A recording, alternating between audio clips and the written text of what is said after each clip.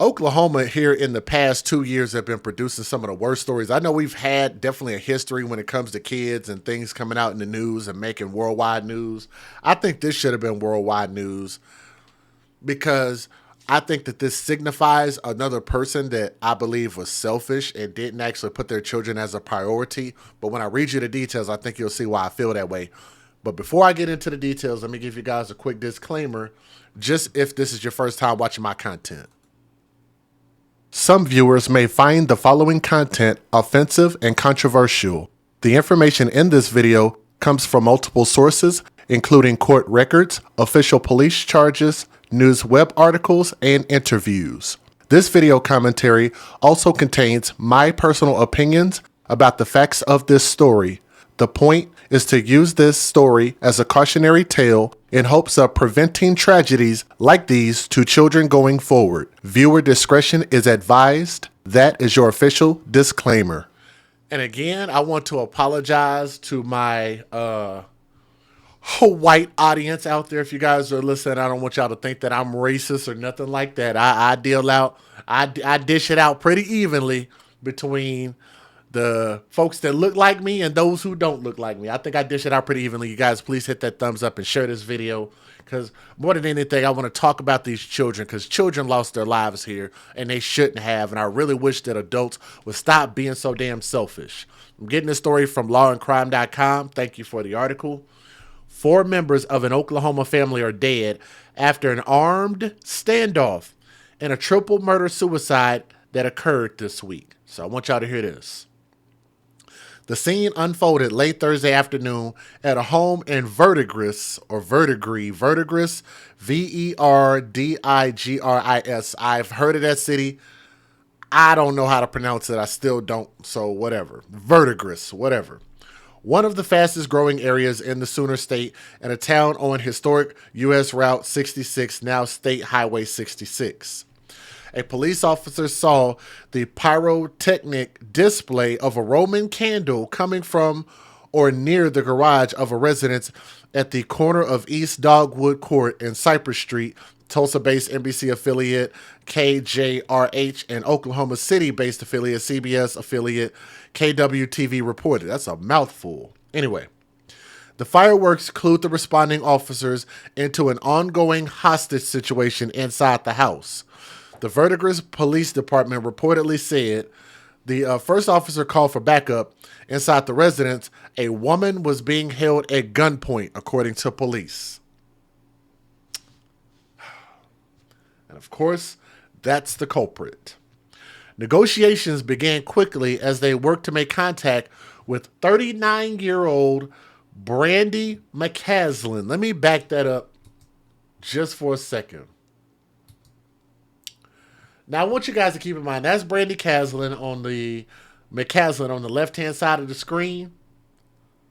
That would make me and her the exact same age. Now, I'm not saying I look as young as springtime, but when I saw her, I'm like, oh, she's got to be mid-50s, maybe even like going into her 60s. Like, she looked like somebody's grandmother. She don't look like she's 39. I could be wrong, but it looked like the milk has gone bad. It looks like the milk has spoiled. Just saying.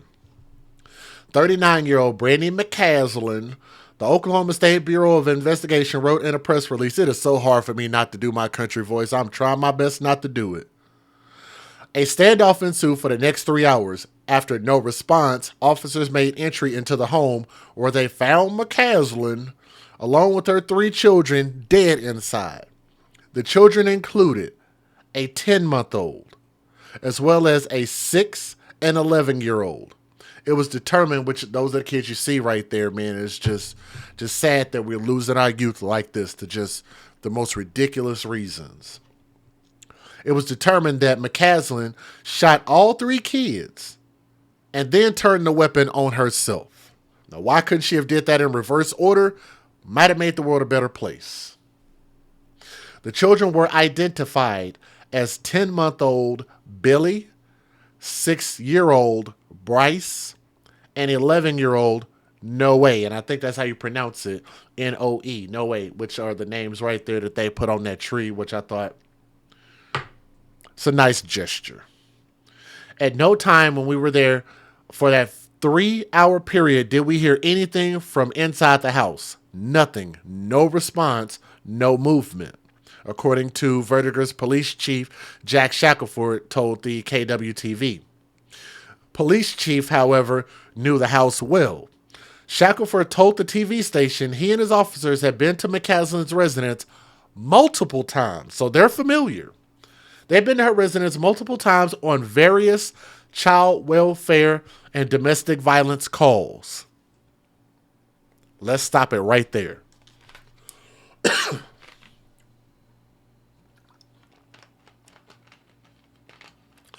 They've been to her house multiple times according to their own words on child welfare and domestic violence, but yet she gets to keep her children. Keep them. That there was an elevated level of danger that they truly believed that something was wrong, that they showed up, kept showing up, kept letting it ride out, didn't take the kids from her, and now look where we are. And this is why these calls from the first call need to be taken as serious as life and death.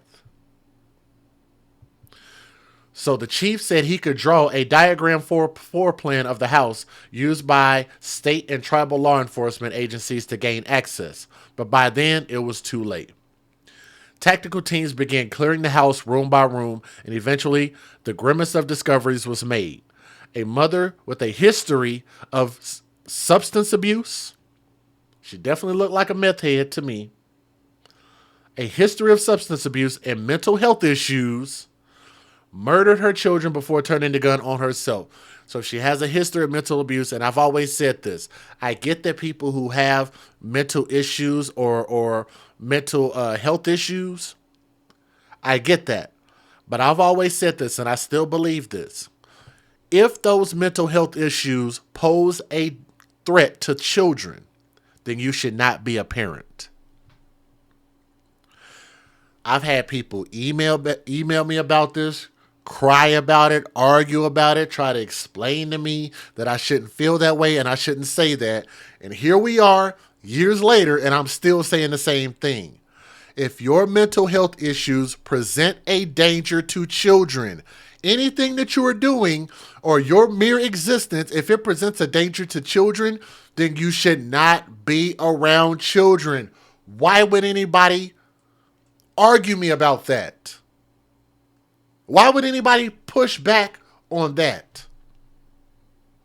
Because children need people who are of sound mind and body to be able to take care of them. If you are not of sound mind, then why should you be allowed to be around those who are the most vulnerable, can't speak for themselves, can't defend themselves against the tyranny of their caretakers? They went in and finally made their way to the back of the house, to the bedroom, and discovered the suspect and the victims. We knew her from previous encounters that we had with that residence and some of the other issues we've had there before. I knew her by a first name basis and who she was. First Presbyterian Claremore Josh Kerr knew Mccaslin also. He told the news in a separate interview that the two had grown up in church and camped together. We were just stunned, Kerr told the TV station. It was just one of those things where you saw a friend from 20 years ago who has struggled over the last years, but don't expect it to end in a scenario like this. Lots of tragedies, suicides in the family, drug use, all the brokenness we see in our communities all the time. The pastor said he and the community were experiencing the typical feelings after such a violent tragedy, like shock and anger, but he advised for just a bit more. There also needs to be empathy and sincere grief and some compassion. And I wonder, compassion for who though? That's the tricky part, because the cold, the dry ice cold part about this is when they talk about compassion. Yes, they're talking about the kids, but I think they're also talking about Mccaslin, the mother, also. I think when they make a statement like that, I think they're referring to the person who inflicted this damage on those children also. We need to have some compassion for her. Do y'all agree? Because that's what I got from that. And I've seen people speak like that. We need to have some compassion for her and what she was going through. No, to hell with her. She's nothing. She's nobody. She was too big of a coward to stand up and face what it was that she did and wanted to run from judgment. But guess what? We can't run from judgment. You might think that you can run from judgment in the living flesh and blood and body, this vessel that we're living in. You can't run from the real judgment upstairs. Let me give you guys the fair usage. Let me get into these news videos. Federal law allows citizens to reproduce, distribute, or exhibit portions of copyrighted motion pictures, videotapes, or video discs under certain circumstances without the authorization of the copyright holder. This is called fair use. It is allowed for purposes of criticism, news reporting, teaching, and parody, which doesn't infringe of copyright under 17 U.S.C. 107. And if you guys are open-minded enough and show respect to the children, and only compassion for the children, please hit that thumbs up and share this video so more people can see it and we can spread this message of love and put our children first. Thank you, Justin. Now, we wanted to look deeper into Brandy Mccaslin's history, and we found recent court documents regarding a custody battle between her and two of her children's fathers. 2 News Oklahoma's Shay Smith went through court records and custody orders and shares the details with us tonight. Shay? Court records show on January 26th, 9-month-old Billy Jacobson's father and Noe McGee's father both filed for temporary emergency custody orders for the children in Rogers County. Documents say it was in the best interest of the children, and the order that was granted says the court reviewed documents and found irreparable harm could occur if not granted. Both orders were granted by different judges. Court documents show Mccaslin had supervised visitation with Noe on Saturdays between 9 and 5 and Wednesdays 3:30 to 7, along with any other agreed upon date. So they're saying Noe, and I saw you post that in the chat earlier. Thank you for correcting me about how to pronounce that name. I definitely want to put some respect on the kid's name. But I know some of my Latin friends. I actually had a friend by the name of N-O-E, and he actually pronounced it Noe, like Noe, like no way. So I apologize about that. So Noe, got it. So she had visitation. So think about that. If she had visitation, that means she had already been so freaking bad that they were just like, no, we need to supervise the visitation. And they still let her around these kids. Documents say Mccaslin was allowed to see Billy every Saturday or Sunday from 9 to 5, and every Monday, Tuesday, and Thursday from 8:30 to 5. All of those visitations were also required to be supervised. Records also show Billy's father requested the court to appoint a guardian ad litem to represent the baby. The cost was to be split between Billy's father and Mccaslin. On June 7th, the court ordered Mccaslin to submit a nail bed drug test within 24 hours. The records show she was also ordered to undergo a psychological evaluation. A status conference for that was set for August 9th, less than 3 weeks from the day of the murders. But it wasn't just the court documents we found. A GoFundMe page details other struggles Mccaslin was facing. On January 26th, the same day the emergency custody orders were granted, a GoFundMe was created for Mccaslin by a friend of hers. The GoFundMe says in part, "My friend moved into her grandparents' home because their health has declined majorly. She didn't know at the time that they had let the house payments lapse, and Mccaslin's grandpa passed away in January." And think about that. So they put up a GoFundMe for somebody who didn't have custody of the kids. So do you guys see? Of course, I'm not against GoFundMe. I'm just against people using GoFundMe to take advantage of it. And I just think we need to be more cautious before we just start just dumping money and you don't really understand the dynamics of what that situation is. So here it is. This woman has murdered these kids. This woman did not have access to these kids except for supervision. That means that she was already a danger to these kids. So if she didn't have custody, then that means all she had to do was take care of herself. And yes, she came across hard times, but if you don't have custody of your children, then I believe that you should pull yourself up by your bootstraps, like they like to say, and figure it out. That's what most men got to do. If you guys notice, and I've heard Tommy talk about this, shout out to Tommy. Don't know if he's listening, but that's my guy. But he's one of the first people that I heard say that the majority of homeless people, I think it's like, 80%, maybe higher, give or take, of all homeless people are men. So if ain't nobody feeling sad for them and creating shelters for them and safe housing for them, then why is it that this one woman couldn't take care of herself or figure it out on her own? No, you still got people wanting to wipe her ass. $10,000 GoFundMe and no custody of the kids. Think about that for a moment. And somebody, are y'all saying that she had employment? I think if she had employment, I think that makes it worse. If she had employment, you definitely shouldn't be getting no GoFundMe. Not when you don't have any kids, not when you're not supporting your kids. I think that makes it worse. Update, the GoFundMe says they are no longer financially able to keep the house. It went on to say her grandma had another heart attack and now has 90% blockage in her heart. They will be sending her home on hospice.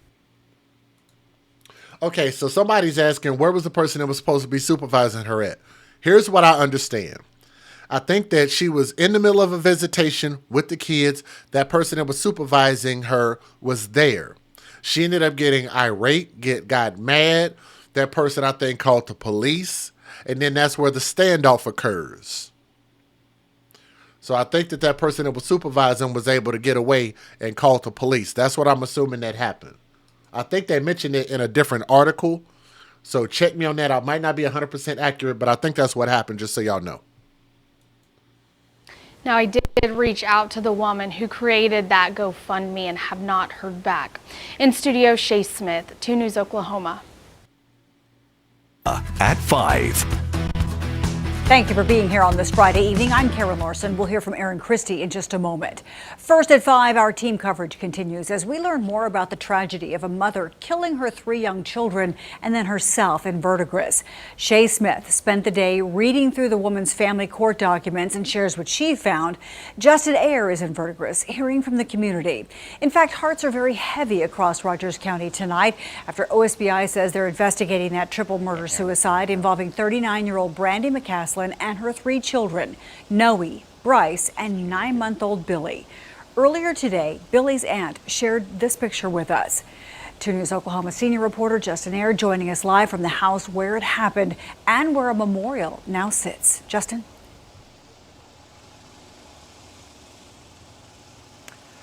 Well, I'll tell you what, it's heartbreaking. It's heartbreaking for everyone involved. It's heartbreaking for this entire community. As you can see behind me here, the crime scene tape is still at the house. What I do want to point out, though, is this plaque right by the tree. This is what those neighbors made for the children involved. And everyone I've talked to can agree they had nothing to do with this. Good grief. How in the world can you imagine that?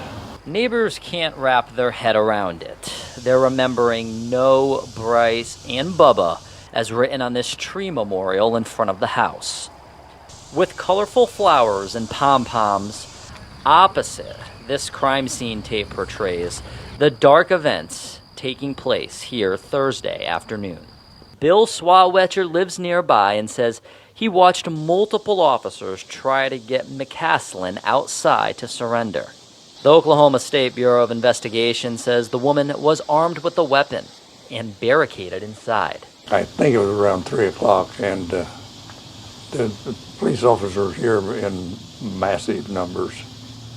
And those are the guys I really feel sorry for, that they have to go through that. Getting no response, OSBI says they went inside and found Mccaslin and her 3 children dead from gunshot wounds. I did see the kids come in and off the bus a couple times. Blake Forsman's family lives across the street and would often see their mother waiting for them or loading up a truck. I noticed the exterior of the house wasn't kept up.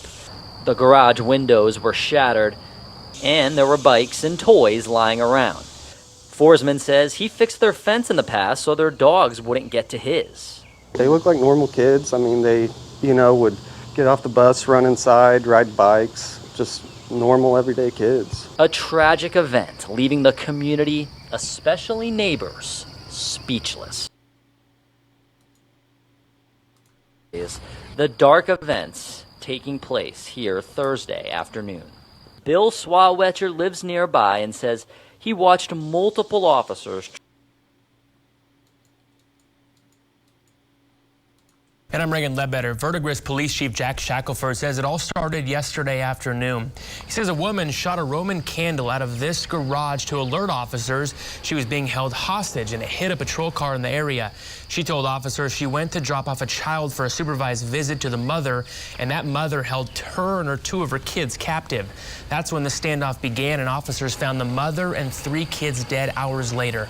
A family member has given us these photos and identified the mother as Brandy Mccaslin and 3 of her kids, 11-year-old Noe, 6-year-old Bryce, and 10-month-old Billy. The Claremore pastor says he knew Brandy from church, and she had a lot of mental health struggles. And this is heartbreaking that someone would do this to their own kids, but there is help out there. And to harm them is contrary to that. And so I can only imagine this scenario playing out if this person was in a terrible place, both in a mental health crisis and in a place of terrible despair. Officers say the kids and Brandy were likely dead throughout the standoff since they never made contact with her. Again, my closing thoughts. If they have this long history and the fact that you add the fact that she had supervised visitation, which means she didn't have custody of the kids anymore, I think that was enough to make sure that she didn't see him again. And I guess, but you know what? Even the measure of supervised visitation, this is why they had the supervised visitation. This is exactly why, because they knew that she was a ticking time bomb. And I just wish she didn't have any more access, either get herself fixed up, take care of herself, freaking go to anger management, whatever it is, get medication, get seen, fix all that before you put the kids anywhere back near her again. How she was able to keep a weapon and have mental issues, maybe they knew, maybe they didn't. But the fact that they made so many calls and came out there so many times, to me, that signifies that they had that many opportunities to save these kids. And it just seemed like a big failure. It wasn't a good plan there. So RIP to the children. It's a really sad thing. But like I said, man, I wish that we could have saw justice against that mother in the physical form in court, but we won't get to do that. But we know where her final destination is going to end up. But thank you guys so much for listening to the story. Let me know what you guys think in the comment section.